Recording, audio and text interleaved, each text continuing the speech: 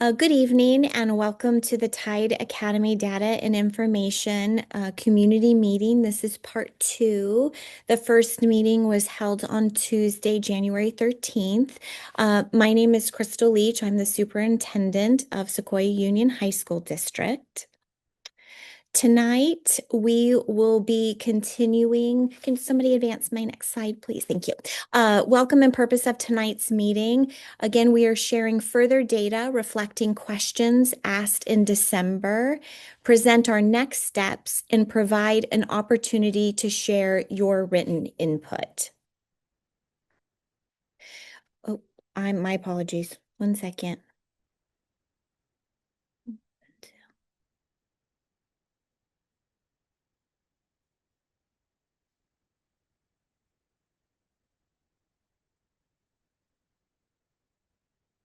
My apologies. Hold on one second.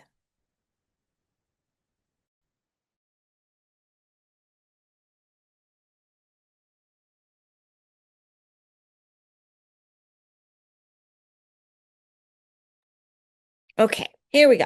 So what we have heard over this time that we have started this back in November, we have heard the value of our small school environments. We have heard concerns about the process, timing, and community input opportunities. We have heard a desire for further clarity and trust, questions about the data presented so far, and questions about what other budget reduction options are being reviewed, and questions about possible student and staff transition after a potential board decision. So, areas of analysis and framework for evaluation presented this evening. We will be providing you with financial information that's part 2 in addition from what we presented on Tuesday. We have a part 2 of our Tide academic program that will go into master scheduling and staffing. We have marketing and recruitment, and then a recap of process and next steps. So right now, I would like to turn it over to Janae Marking, our Assistant Superintendent of Administrative Services. Thank you so much, Superintendent. Good evening, everyone. I am Janae Marking, Assistant Superintendent for Administrative Services and Chief Business Official. For tonight's financial background, Part 2, I will begin with a summary of the slides I shared in Part 1 to provide context for the budgetary data. Additionally, I captured questions from public comments at the board meeting last night and have tried to respond directly to them in this section. Before diving into dollars and decimals, I would like to ground this conversation in an acknowledgement of the very real human factor here. When we look at this financial data today, I want to be very clear. We are not here to talk about students as numbers on a ledger. We are here to talk about our promise to them. For any school district, being fiscally solvent isn't about having a profit. It's about ensuring we have the stability to keep our promises to every student we serve, not just for this year, but for the next decade and beyond. If we fail to address any concerns about stability at any time, we risk a gradual decline in quality for everyone. Discussing our budget data isn't about the value of a student. It's about the value of the education we are able to provide for the current and future generations in our community. This budgetary data is just one element of a multifaceted decision. The intent is for these financial considerations to offer context for the additional information you are about to receive in the slides ahead. First, I want to recognize that school budgeting is complicated. Public schools rely on a mix of funding sources, including property taxes, state and federal budgets, and grants.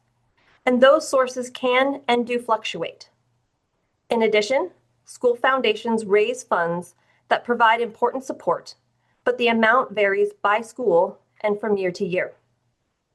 When we adopt a budget in June, like all districts, we make the best estimate we can based on the information we have at the time. As the year unfolds, reality takes effect, and more information becomes clear. We adjust projections and spending plans according to actuals. Examples of this might be we budgeted for a position, but have not received any applicants to hire, or a bus breaks down and we have to purchase a new one before the replacement schedule predicted we would. This is why we provide interim reports during the year, so the board and community can transparently be informed of any changes and how we're responding to them in real time as the year progresses.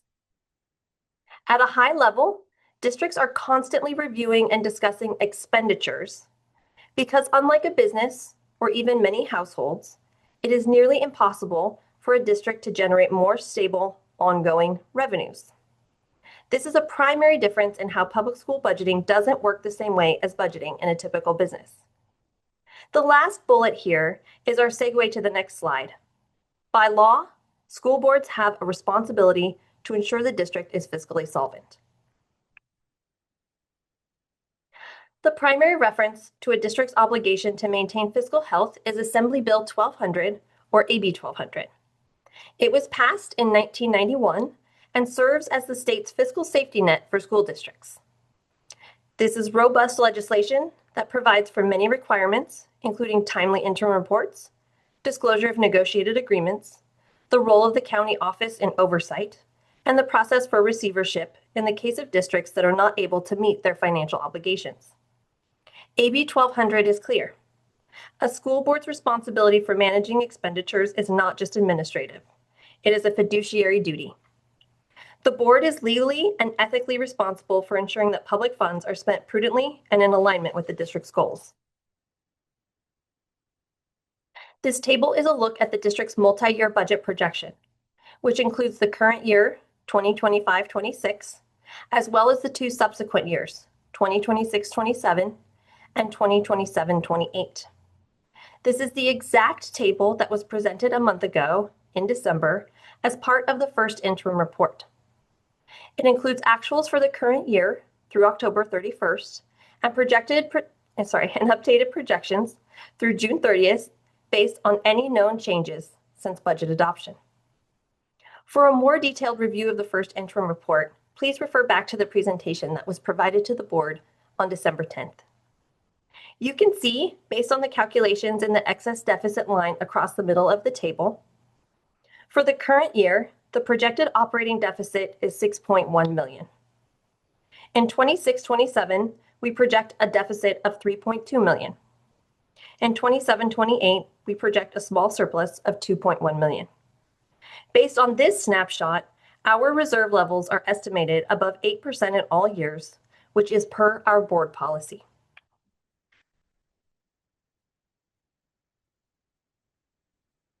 Sorry about that.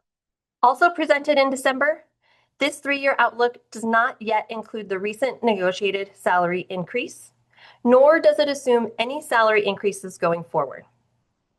When we factor in the cost of the recent increase, our projected deficit grows each year. 26-27 and 27-28 are projected to drop below the 8% required reserve that is in our board policy. That's significant, so I'm going to say it again. When we factor in the cost of the recent increase, our projected deficit grows each year, and 26-27 and 27-28 are projected to drop below the 8% required reserve that is in our board policy. This is because we're an organization of talent, with over 80% of our expenditures committed to the people who teach, mentor, and support our students. To address the concern that has been raised, the board did not initiate this process with Tide because they provided the salary increases. These are not competing interests. They are part of the same responsibility to maintain a healthy ecosystem for our students. To ensure an equitable experience for all students, the board must ensure that every classroom is led by high-quality, fairly compensated professionals. That is a non-negotiable investment in the human heart of our district. As discussed in the prior slides, they also have a fiduciary duty to ensure that the district remains solvent so that those same employees have a stable place to work and our students have a stable place to learn. The outcome of this decision is not about cause and effect. Rather, to recall back to the prior slides, as trustees of the district, it is prudent and lawfully required for the board to regularly review district expenditures and the overall financial picture, to ask questions, to seek additional information, and to make decisions that balance our current needs with our future obligations. This is an ongoing responsibility. The next look at our multi-year projection, which will include the negotiated salary costs as well as any other changes through January 31st, will be the second interim report in March. This chart is a 3-year look at Tide's budget specifically. 2023-24 and 2024-25 are actuals, while 2025-26 is our current year projection. As you can see here, salaries and benefits are by far the largest share of their overall expenditures, which is what we would expect to see. A question we hear frequently through this process, and rightly so, is what else has been done to manage the budget? It is a fair question, and the answer is that we have been working for 3 years behind the scenes to protect classrooms from these very conversations. Over the last 3 years, district leadership has strategically reduced and eliminated administrative positions, moved eligible expenses to restricted state and federal grants to save our general fund, and allowed expired programs to sunset. We have also cut contracted services and tightened our daily operational costs. For any healthy organization to maintain stability, it is necessary to actively review, respond, adjust, shift, and make difficult decisions. Whether the board determines the closure of Tide is best for the district or not, there is and will continue to be an ongoing process to review our budgeted expenditures and proactively ensure every dollar of our finite resources is maximized. Under the second bullet, it is noted that the board is not considering the closure of EPAA.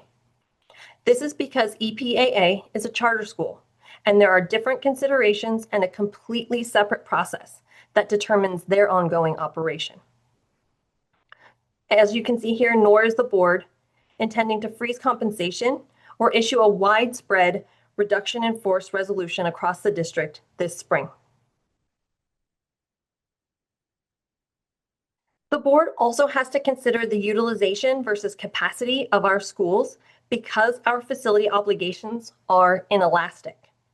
Regardless of the number of students attending, we have costs associated with every facility.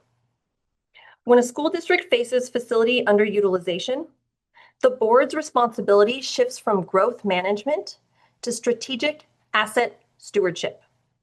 Under California law in AB 1200, as well as Ed Code, the board has a fiduciary and legal mandate to ensure that bricks and mortar do not drain resources from classrooms and students. At this time, there is not a predetermined decision as to the next use of the facility. Should Tide close, that will be a separate decision process, pending and based on any elements of the final board decision. We staff our schools based on projected enrollment to ensure equity across the district. By maintaining high staffing levels at a site with declining enrollment, we effectively divert resources away from other students at more crowded schools. One of the questions being explored is about right-sizing Tide each year and whether or not there is an efficiency floor. You can imagine that there is a point where a school becomes so small that even a minimal core operations team, one principal, one office manager, one custodian, becomes disproportionately expensive compared to the number of students being served. An even larger issue is the ability to maintain a master schedule of courses that is compliant, robust with offerings, and ensures students are on track to graduate if there are fewer and fewer teachers and support staff. Associate Superintendent Bonnie Hansen will provide a more in-depth look at the overall staffing and master schedule impacts in the slide ahead. We have received several requests for the 2024-25 School Accountability Report Card, or SARC, data, and I want to clarify why that isn't publicly available yet. By state design, there is a built-in reporting lag that affects every district in California. For example, the SARC published this year actually reflects financial data from 2 years ago. To ensure that you have the most current information for our discussion, we have compiled the internal district data that will eventually populate the next 2 SARC cycles, And that's what you see here on this slide. As we look at this table, we are focusing on per pupil expenditure, or PPE. This is simply the total cost of operating a site divided by the number of students enrolled. Because over 80% of our costs are staffing, the biggest driver of a high PPE is class size. At Tide, because many courses are operating below our standard staffing ratio of 27.5 students per teacher, the cost per student rises significantly. Finally, when looking at the comparisons on this chart, it is important to note the context. EPAA operates as a charter school with a different funding model, and Redwood is a continuation school that must follow different state compliance standards. While the data here is for transparency, these different school types aren't always a direct comparison to a more traditional model. We look forward to expanding on this data at our in-person study session on January 26th. Between now and then, our team will continue to catalog your questions, and we're working on developing scenarios based upon the community input already received. I want to reiterate that this process is about much, much more than the budget and a spreadsheet. It is about deep, multifaceted look at what it takes to run a healthy school. We are weighing costs alongside student experience, staff stability, and the operational feasibility to ensure that whatever path we take is sustainable for the district. Summarizing key takeaways of what I just reviewed. First, school budgeting is complex, and school boards have a fiduciary duty to ensure districts are fiscally solvent by proactively managing risks and maintaining the reserves necessary for future stability. Second, for the last 3 years, district leadership has strategically reduced administrative costs, shifted expenses to grants, and sunsetted expired programs. This work is ongoing to reflect our responsibility for a healthy system. And finally, numbers tell a story, but they aren't the whole story. While enrollment trends and budget projections provide a necessary reality check, these are weighed against community feedback, instructional equity, and logistical details. That concludes my part of this presentation, and it is now my pleasure to introduce Principal Simone Rick-Kennel, who will provide an overview of the marketing and recruitment efforts at Tide. Thank you so much. Thank you, Janaea. Hi, everybody. I'm Simone Kennel. I'm the proud principal of Tide Academy. Thank you, Superintendent Leach, for the opportunity to present on Tide marketing and recruitment this evening. I also want to thank our Tide students, staff, and parents for attending or showing up in ways you have during what's been a busy week and trying time for our school community.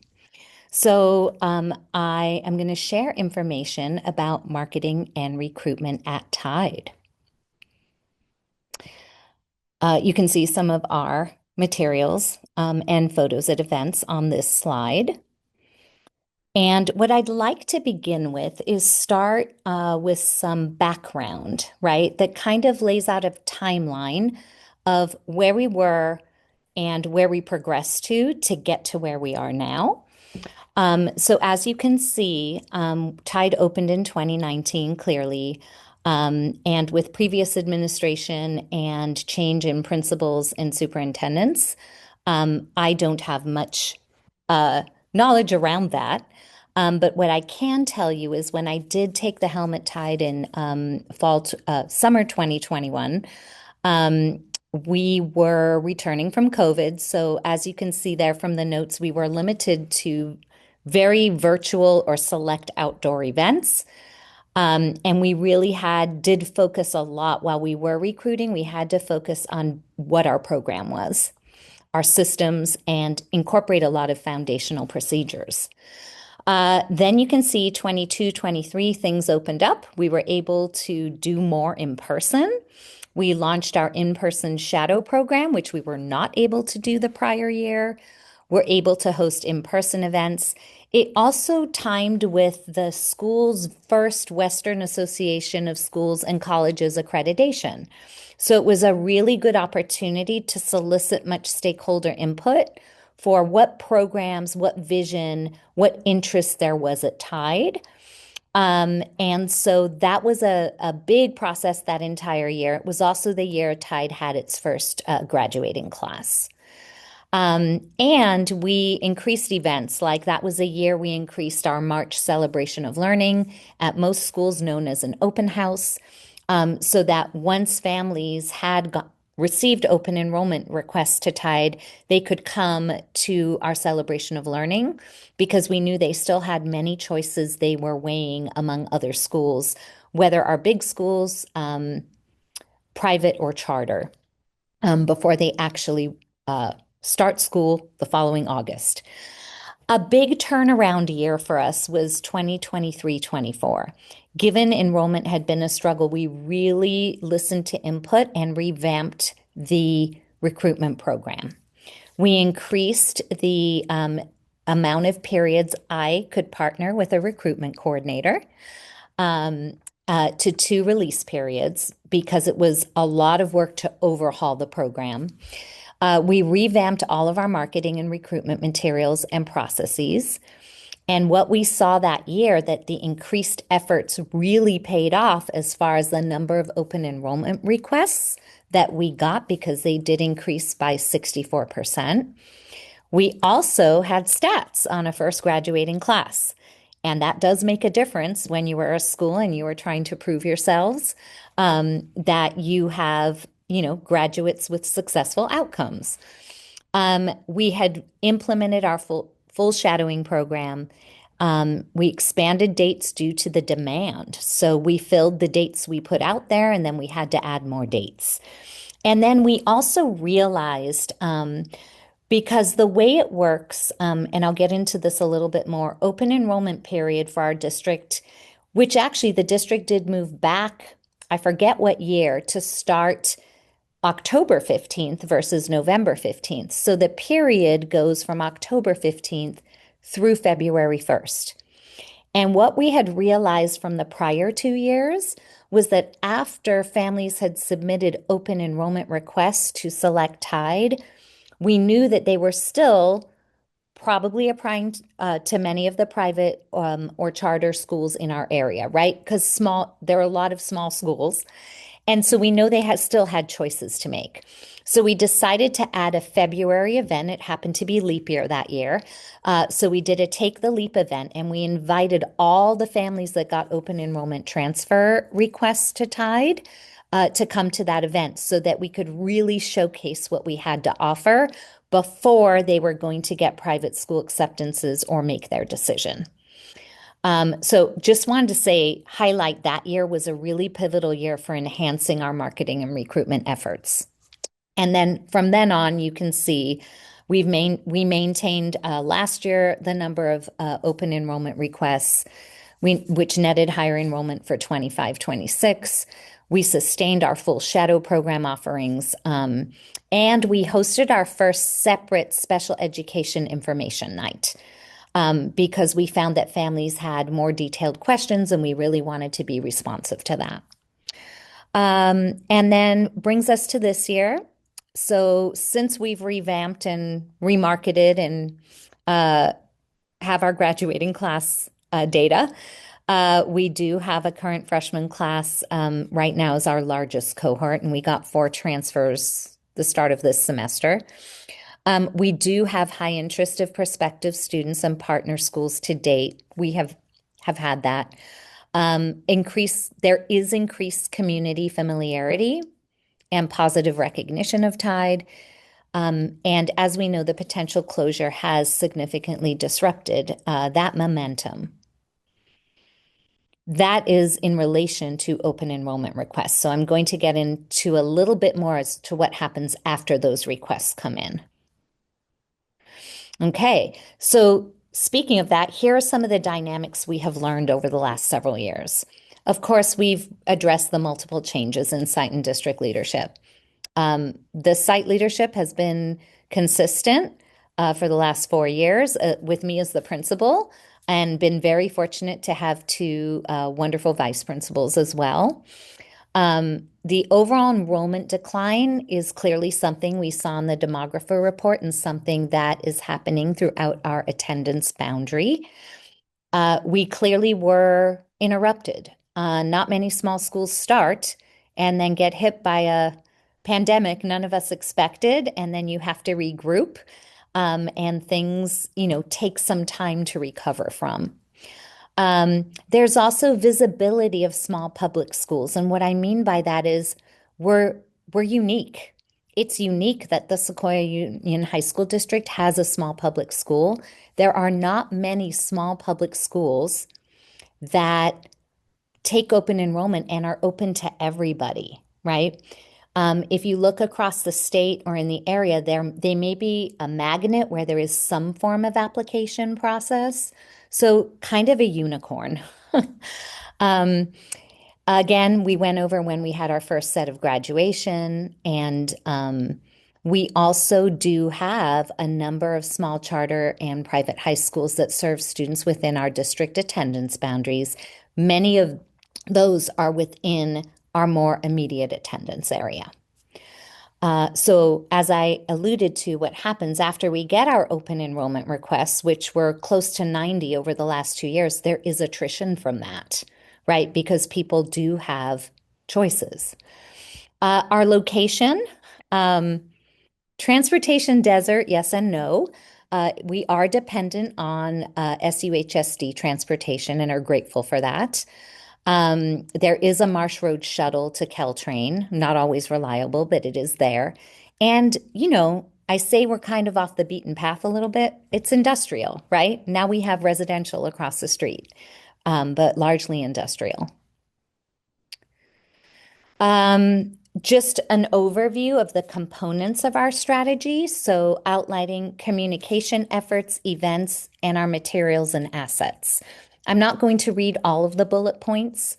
I want to give you enough time to glance over them on the slide. But what I want to highlight is what's stated at the bottom of the slide. While the open enrollment period it really only represents the execution phase of our continuous year-round cycle. Because prior to that, we are planning, we are calendaring, we are strategizing outreach, we are relationship building, we are following up, right? So it is actually a year-round process, even though we are timing most of the events during that period. We, again, monthly direct outreach to partner schools. We've gotten better. We have a presence at our district's articulation meeting with middle schools. We offer a middle school counselor administrator coffee. We make sure we're updating, and I think my staff will tell you when we update the website, I'm all like, our marketing recruitment front and center on the homepage. Tide and SUHSD Facebook posts, we probably could do more along the lines of social media, but it's really interesting to see what platforms are taking off and which ones are kind of on their way out or dying. Tons of Tide community messages, our website again. Everything is English and Spanish, so you will see linked in here. All of our recruitment materials are bilingual. Again, high volume of as far as events, tabling events. We are very busy in October, early November, doing presentations at various high school fairs. We host our own 8th grade information night. We added the special ed information night, Take the Leap, and our shadow season is running October through the end of January. Tour season. We will also then, with specific middle schools, they've brought groups of students interested on field trips to Tide. And then our tours will continue post-open enrollment by request. I'm really proud that a huge part of our recruitment strategy are our students. 30% of Tide students are shadow hosts. High TASC partnership. TASC is our Tide Associated Student Council. Regular club participation and tour host volunteers. And our parents are amazing. They volunteer. We have a recruitment committee. They support us with our 8th grade information night, our Take the Leap events, getting the word out. And we have been brainstorming recently how parents can connect more with feeder school PTAs and all of those things. Our alumni, our staff are amazing. Everybody, it's like a community effort. Everybody plays a part in marketing the school, from the wonderful warm welcome they get from our office staff when they enter the school to walking around the campus with our students. We are really proud of that aspect. Again, the high quality digital and print flyers and QR codes. Our future student guide is updated every year. And you will see linked here and on our website the core marketing videos. And we get a lot of community word of mouth. Again, continuous year-round strategy. So the next few slides just kind of flesh out each one of these themes a little bit more. Again, communication, you can get a glimpse of what that looks like. But in addition to the marketing and the information about Tide, we also offer families one-to-one online registration appointments with our bilingual parent liaison, and our guidance information specialist informs families about enrollment. Our recruitment coordinator communicates with all partner schools and programs on a monthly basis to push out any updated flyers for shadowing tours and relevant events. And there's our core messaging: small school model, dual enrollment, the career tech education pathways, our advisory program, the clubs that are student created, TASK, which is our student activities leadership program, and of course our partnership with MA for the multi-school agreement for athletics. Again, events, I've reviewed most of this. Just again, kind of all the thought and everything that goes into planning those events. And it is, again, a school-wide participation effort. And then again, our materials and assets, some of those are linked here for you.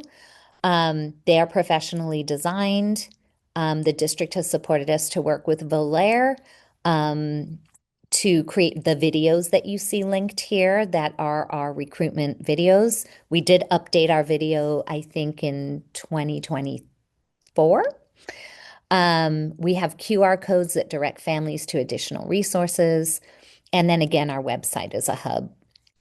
We also offer dual enrollment sessions with Foothill College. That's part of our 8th grade information night, so families understand what a dual credit dual enrollment program is and what the benefits of that can be. So key takeaways here. We do have high touch outreach and sustained recruitment efforts. Recruiting has to happen every year, and results can vary significantly. That's definitely been our experience. The marketing can increase awareness. It may not fully offset the long-term demographic declines. And again, I just want everybody to know the heart, soul, and effort that has gone into Tide's marketing recruitment program and effort. And before I introduce Bonnie Hansen, I just want to shout out, like, our originally our recruitment coordinator was Jim Carditzis, who paired with Rocio Chavez. Jim was a longtime district teacher who retired. And then when we had the opportunity to increase the amount of time for a recruitment coordinator, a shout out to Daphne Passia McCann, who came on board and really has transformed what we've done. And again, it's just been a school and community effort. So with that, I am pleased to introduce Bonnie Hansen, our Associate Superintendent of Human Resources and Student Services, who will discuss the Tide academic program. Thank you. Thank you, Simone. There has been no small amount of effort that has gone into recruiting for Tide, and it has been led by your incredible self. So thank you for all that you do. I am going to talk a little bit this evening about master schedule and classroom staffing. And like Janae, I hope that I will address some of the concerns that I've heard expressed in the last few weeks in my presentation I want you to know that I geek out on this stuff. And so if you are interested in meeting with me and going over any of my data, I'm always weirdly happy to do that. So I can be found on email at the district website. I'm bhanson@seq.org, and you'll find me. I'm the Associate Superintendent of Human Resources and Student Services. So thank you for giving us your evening. Here I go. Janae talked about how one of the components to the cost of running a small school is that you have to have a base program that will give students what they need to graduate from high school and meet UCA through G. And so when you are getting a small school up and running, you are overstaffing, and you know that that's going to happen for a while. The hope is that after a while, you won't need to do that anymore because it is costly. So here's what goes into building master schedules at all of the schools in our district. There are 4 pots of money that go into the funding formula that schools get for building their master schedule for every fall. The first bucket is the one that I have already talked about, and that is the one that courses that we need to offer for all of the kids in our districts at our comprehensive high schools so that they can meet their graduation requirements and so that they can meet and be competitive with their UC A through G requirements and beyond. And below, I have listed all of the areas in which we need to offer those. Those are kind of the bare minimum classes that we need to make sure that our schools have if we're going to be functional high schools for our kids. So on that bulleted list, all of those are UC A through G requirement areas, except for physical education. But physical education is a graduation requirement because in part, it is a state graduation requirement. So most of these pass into 2 are both a grad requirement that the state has and an A through G requirement, not all of them, but to make a long story short, we need to have these classes for our students so that they leave us prepared for the next level. So what does that look like? For each 27 and a half students, I don't know who came up with the half. Believe it or not, it works out. For every 27 and a half students, sites are given 1 full-time teacher. A full-time teacher teaches 5 periods, and they have 2 prep periods. So because they teach 5 periods, every class they teach is considered a 0.2. So sometimes you'll hear us say, oh, that's a full-time teacher. Other times you'll hear us say, that's 5 periods of classes. They mean the same thing. So as an example, if I have 61 students and my funding formula for me to give them all of the core classes that you see listed in their 4 years with us is 27.5 to 1, then I'm due 2.2 teachers or 11 teaching periods. As students don't come in halves, teachers don't come in fractions. But some teachers want to be part-time, and so it works out. And we sometimes overfund a little or underfund a little if we need to make it a whole number for any reason. So this funding formula allows for every student in our district to take 6 classes during the duration of their career with us, so every semester. And the reason it allows them to take 6 classes is because courses are built with a staffing of 30 to 32 students per class out of just this pot of money, the site core course funding. So if I have got 30 to 32 students per class, then I can afford for them to take 6 classes, as opposed to if I had 27.5 students or 27 or 28 in every class, I would only be able to afford for them to take 5 classes. So what was all that long thing that I just said? When it comes to core staffing in our district, for every 27 and a half students that a site has, they get 1 full-time teacher. And a full-time teacher can teach 5 sections. So our base funding for every kid who walks through our door is 6 periods every semester. But wait, category B, there are 4 categories, by the way, if you're wondering how long I'm going to keep you here. Category B, there's one of the additional funding areas in which we give more money to sites. And this funding is based on the specific needs of individual students. And there are a few different areas in which we give that support. So we give more funding, and this usually manifests itself in a 7th period, but not always. We give students with individualized education plans. We give funding so that those students can experience co-teaching and have a study skills support class for 4 years. For our students who are still acquiring English language, emerging English language speakers, we have bilingual resource teachers. And for students in their first 3 years with us, those are English language development years, they get an additional period of support class. So that's for 3 years. Literacy acquisition for students who are reading below grade level at about a 7th grade or lower level. They get support classes for their first 2 and sometimes 3 years with us. And then for numeracy acquisition for our students in algebra who test that they need supports, then we also give funding for that. It used to be classes, but people felt like kids were taking too many support classes. Our data was showing that. The experts we hired said, yes, you are killing students with too much math in a day. My apologies to the number of people out there. Janae, I hope we're still friends.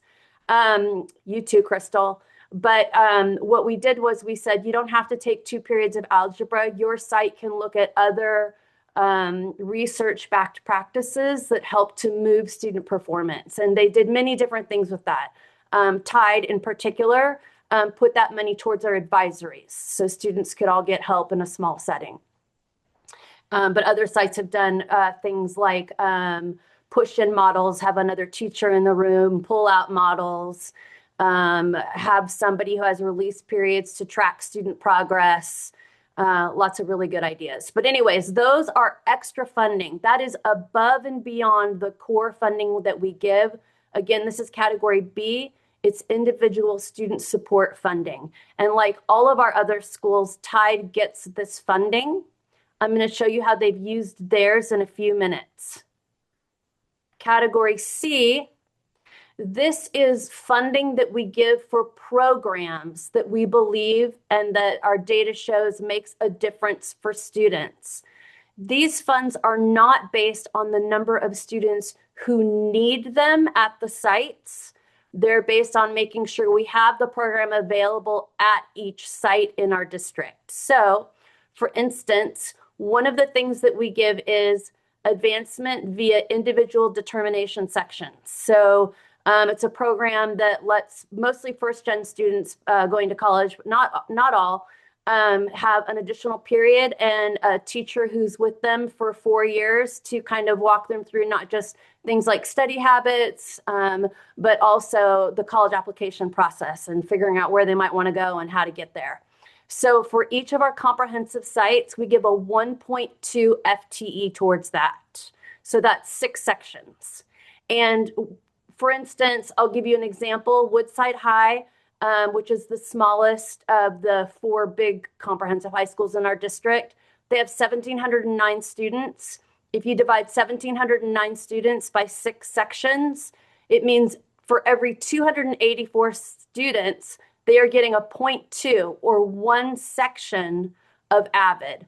And it's less than that at our other sites because, for instance, Carlmont also gets a 1.2, but they have closer to 2,000 kids. So if I were to make a comparison with Tide, which I'm going to, Tide would get 1 section in this scenario because they have even fewer than 284 students, but they would get that 1 section towards helping kids achieve college and career readiness.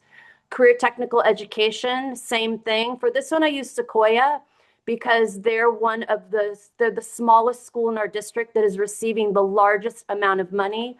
We give a percentile of capstone course based on the number of capstone classes. that a site has, we have a pot of money, and then we divide it up amongst our sites based on how many of those capstones they're offering, so that, like is happening at Tide, kids can finish CTE pathways.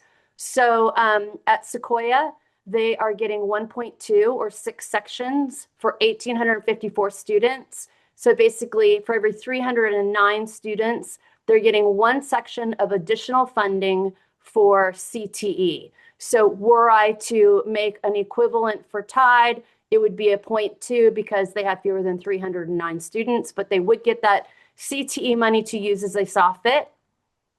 Finally, we've got the academies. We fund academies at each site. At each site, we fund 1.8 worth of academies, or almost 2 full-time teachers. That is 9 sections. And at Woodside, I'm back to my smallest school analogy, 1,709 students divided by 9 is 213 students per academy period that we give. So again, broken record, the equivalent for Tide would be 1 period should be allocated in addition to core funding to support academy type work at Tide. And then finally, other potential funding sources that come separate from the district that can but do not have to be used for buying class periods. Foundations at sites can provide class periods if they see fit. And AB 28 money, that was Proposition 28 that passed last year, providing arts and music in schools across California. So all of our schools get a piece of that pie, and they can choose to put it towards extra class periods, but they also don't have to. It can be used for something else having to do with arts and music in schools. So here's Tide's use of the master schedule class section funding. There have been some comments about how Tide needs more funding because of the special populations that they serve. And I want to be clear that Tide is receiving all of the same special funding, and frankly, and then some, that all of our other schools receive. And even with that in the equation, they still have a high number of small classes compared to other schools in the district. So here's what I want to show you. Tide has 199 students. If you divide 199 students by 27.5, that gives you 7.2 teachers, or 36 teaching periods that should be funded for core course funding. Again, core course funding allows students to take 6 classes. Students at Tide take 7 classes. If I look at how many sections are being allocated to Tide that fall under the core course category, it's about 2/3 more than 36 teaching periods, maybe even a little bit higher. Then here's how Tide is using the other budgeted money that they are being given. They're using the individualized education plans the same way as all of our other sites, for co-teaching and for study skill support for students for 4 years. For English acquisition, they have a 0.2 BRT to support the English language students, emerging English learners at emerging English speakers at Tide. So there are 26 of those students at Tide. There are no ELD students. So there are no students at Tide that are in their first 3 years of English instruction. So they don't have any ELD staffing because they don't need any. A comparison of what that looks like, at Sequoia High School, there's 1 full-time BRT, and there are 302 EL students. So if you look at the comparison between the support that EL students are getting at Tide compared to that of the number of EL students per BRT FTE at our most comparative school, you can see that there's more support for EL students at Tide financially for English acquisition than there is at Sequoia. And that's true of the comparison with all the other schools in the district as well. Sequoia is just the closest as far as the number of EL students. Literacy acquisition, I gave the benefit of the doubt on several of these because I wanted my numbers to be as conservative as possible as far as how many small classes we are currently providing.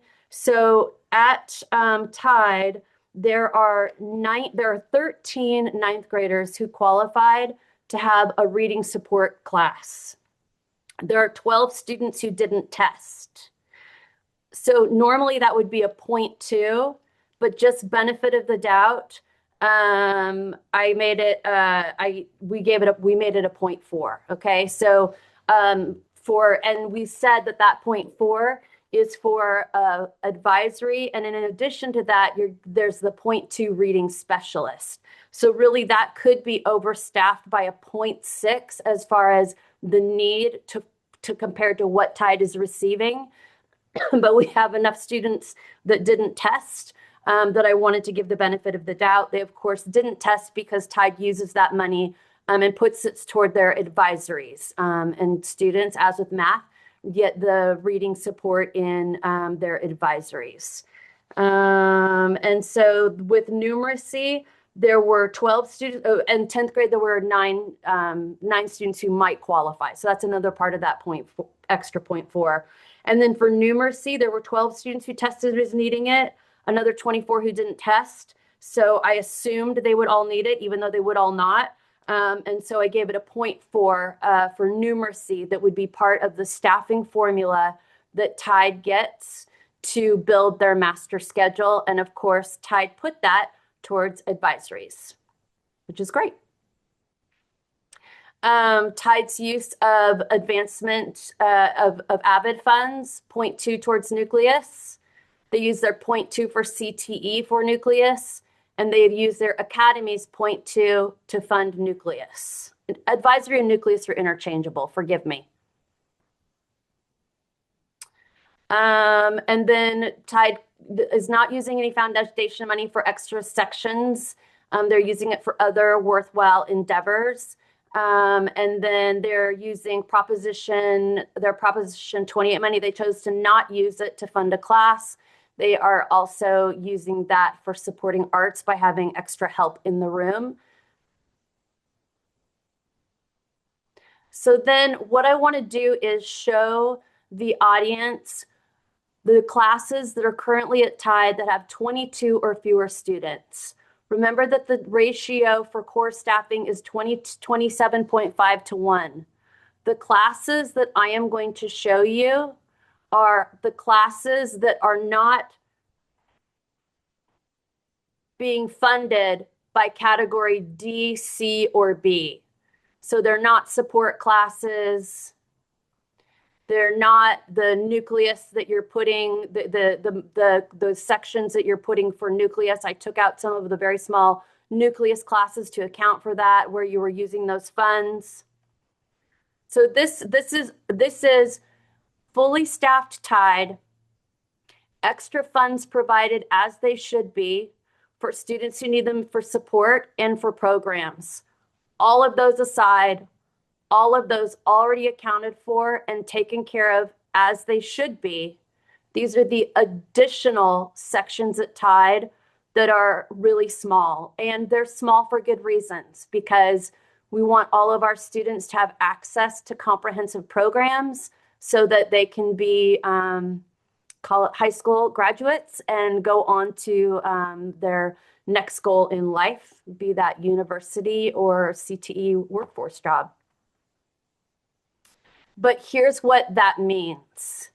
So on this chart, I am showing you courses, again, not funded with special monies. Those are out. These are general funding courses that are supposed to be an average of 27.5 to 1. So I've got the size of the class, and then I've got the number of sections of that class being offered. So you can see, for instance, AP Physics has 4 students in it. AP Calc has 5. Something really important to note, there have been a few comments about, hey, but some of the classes look really small, but there's actually more than one class in that period and you're counting it twice. We're not counting it twice. So if you look, for instance, at the third row of courses, CTE CSI 2 is double stripped with the dual credit. So that's all of the kids sitting in that classroom for that period, whether they're taking it for the college, high school credit or for the dual credit, they are all counted in that group of students. And there are 5 of them taking it. There's also been a couple of comments about how we're counting colleges that are dual credit, but the district doesn't have to pay for those because they're being taught by college professors. The district is either paying a high school teacher who meets minimum qualifications, or they are paying, to be the professor and the high school teacher, or they're paying one of our high school teachers to be in the class with the professor because we're offering the dual credit and then we're also not offering the dual credit. So there's lots of benefits to dual credit and to partnering with universities. There's not a financial benefit here. So again, the sections I am showing you, the class sizes are all of the students sitting in that classroom, that period, and we do not save money or have classes that shouldn't count in our staffing budgets because we are paying for a teacher to be one of our high school teachers to be in that classroom every period. Again, I took out 4 of the really small advisory periods because Tide is funding those with other monies that they have. So these remaining advisory periods are ones that are in addition to the ones that I took out because they're being paid for out of special monies that one of the B, C, or D categories that Tide is allotted. So you can see, for instance, I don't know what grade this advisory is, but there are 12 students per section and there are 2 sections. So this sheet is all classes that are between 12 and 14 students. Another good example, if you look at the second to the last row in the chart, journalism 1, 2, and 3, there are a total of 14 students in that class.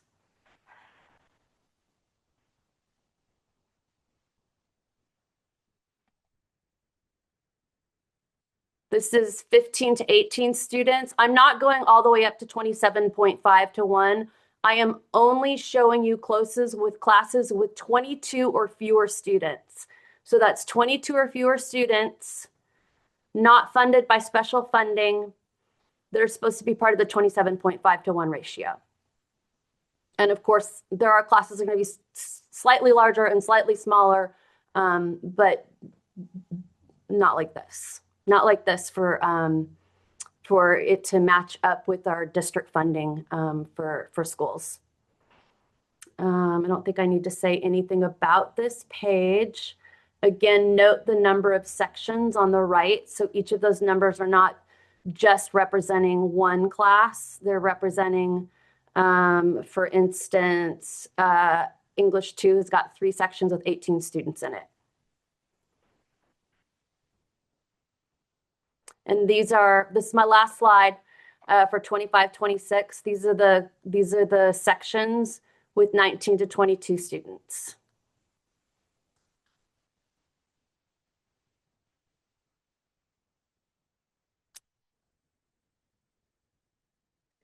So then I really geeked out and I went and I said, okay, well, what happens if I look at 26-27 school year? Where can I tell that there might be really small classes, or might we be on a projectile of fully funding of Tide supporting itself on the funds that we give to most of our schools in the district. What I did was I went through the master schedule for this year for anybody in the 9th through 11th grade.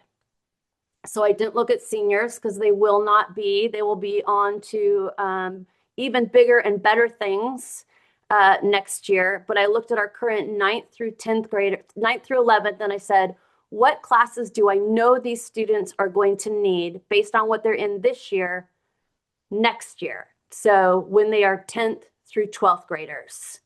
And the other thing that I did that I think is really important is there's a total of 17 more students across grades 10 through 12 next year than there are this year. So that's 10% difference in students in grades 10 through 12 from 25, 26 to 26, 27.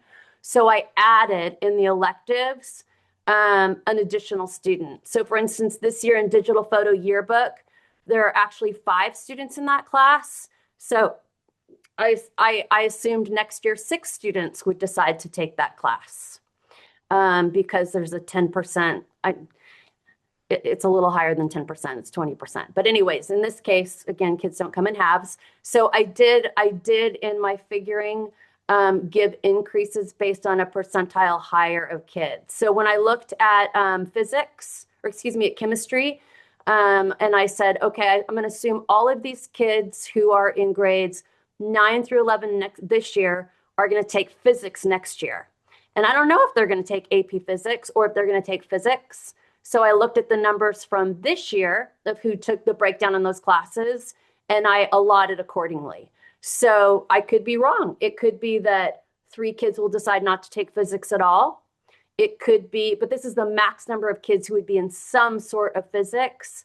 So the max for Tide to continue to do right by its student body, they would need to offer a section of AP Physics, and they would need to offer a section of Physics, and their max number of students total is going to be 11, unless kids skip chemistry, but then that'll impact the chemistry numbers that I did, so it's just a negative there.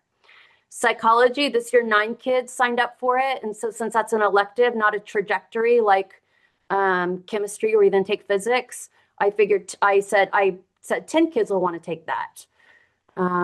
So you can see that the small class sizes that we've seen over the last several years continue on in spite of the incredible recruiting and the really high caliber of staff at Tide. The need for the district to continue to fund really small sections continues.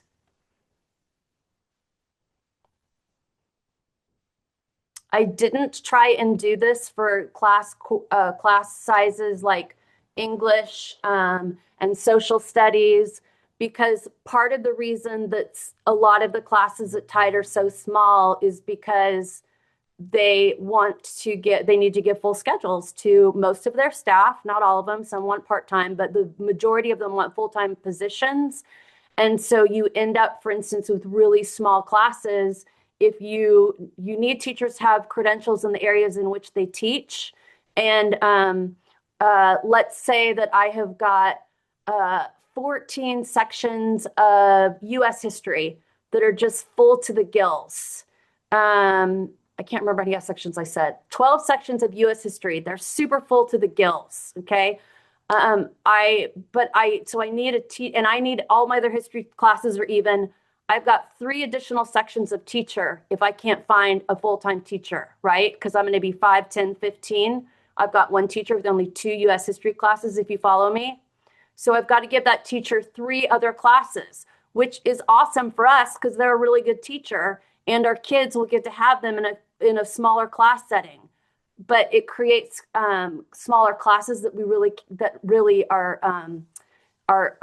expensive over a long period of time. So here are my takeaways. I'm sure there are more. If you decide to geek out with me, you're welcome to bring your own takeaways. So my first takeaway is that there are 4 buckets of money where master schedule class sections come from. And the first one is the 27.5 to 1. The second is the number of students qualifying for additional supports, generate sections. A set number of sections for the programs AVID and CTE, Proposition 28, and foundation contributions. So that's how sites get their funding. Another takeaway is the district is core funds for 6 classes per student. So every kid who takes a 7th class, it's above and beyond that. And at Tide, most students take 7 classes for all 4 years. That is much higher than the rest of the district. District-wide, at least 2 years ago, I haven't looked at last year yet, about 48% of the freshman class took 7 classes, and it went down from that every year. So it's every kid taking a 7th class is an expense. Tide has a really high percentile of small sections, and students at Tide receive more course funding support than their peers at other schools in the district. Thank you.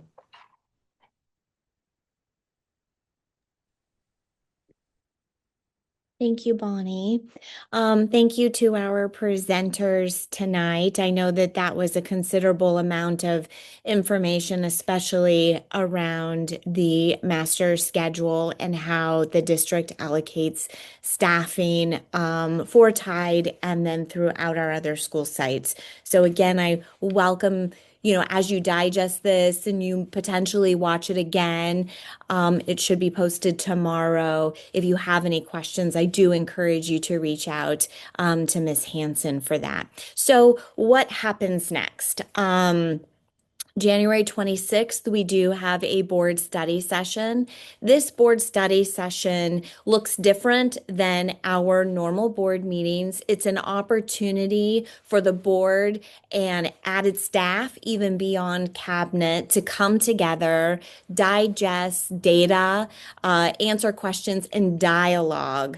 So it's a study session. It is meant to study and learn for the board. That is why staff is also in attendance. This board study session will be held at Carrington Hall at Sequoia High School. The reason for that is that it provides more space. These board study sessions usually do not happen at a dais, but more in a rectangular or square so that there is more conversational opportunities without coming up and down to the podium. There will be opportunity for public comment at this board study session. February 4th, I will make my recommendation to the board for consideration and a potential vote. That February 4th meeting will be at the district office in the boardroom. You will also have opportunity for public comment as well as that board meeting. As well, we will continue with ongoing communication and updates. How your input will continually be used. All community input that has been shared with us is being reviewed. It's being reviewed. We are clarifying. We are adding. Next slide, please. We are adding to our district's FAQ on the Tide information webpage. And this also includes any emails that you may be sending to the board. I do get those emails. I distribute them to staff, and we try to grab from their questions or themes and clarity areas that we can add to the Tide information page. Themes will be summarized and shared both at the January 26th board study session and will influence my recommendation to the board at the February 4th board meeting. Your voices are a very important part of this process. I know sometimes it definitely may not feel that way with the structure of school government and boards and interacting in board meetings and time speaking. That can become very frustrating. So I still really want to encourage you to continue to engage the way that you have, to email us your questions, ask for clarity, and we will make sure that we are addressing those. So as far as input goes for tonight, we will leave this slide up for a while. There is an active QR code that you can take a picture of that will take you to an input form where you can provide comment, feedback, and ask clarifying questions. And then there's a URL at the bottom. This will also be posted on the Tide information page I want to thank you. I know many of you have committed so much time to this conversation this week for attending Tuesday night, last night's board meeting, and then tonight with us. I know it is a lot to digest. I appreciate your time and commitment to this conversation. Thank you again. Be well, and please feel free to reach out with your questions. Again, we will leave this Tide feedback form up for a few more minutes before we close this webinar. Thank you so much. Have a good night. Bye-bye.